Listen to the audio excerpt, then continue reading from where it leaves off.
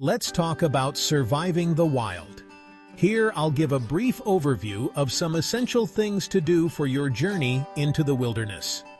Let's dive into some pro tips. First things first, always leave a pre-trip plan with someone you trust. Letting someone know about your trip can be life-saving if you don't make it out according to plan. Your trusted contact can call the authorities if they don't receive your call at the agreed time.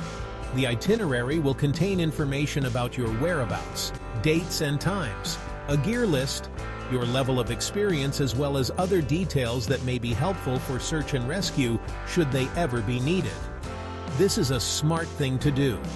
Know beforehand what kind of wild animals you may encounter as well, and prepare accordingly.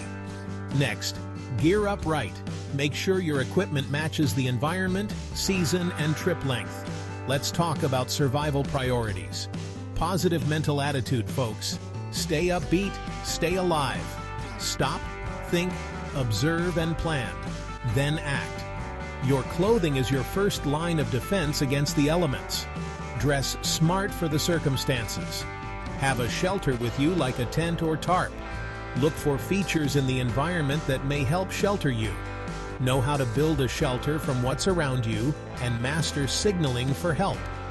Using light and a good P-less whistle for sounds and other means to attract attention should you need to be found. Food and water. Learn to source and purify water and gather food.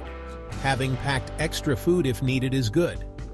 Learn about what is available in the wild where you plan to hike. Water comes first, then food. Don't eat anything that will make you sick, and always render water potable before drinking.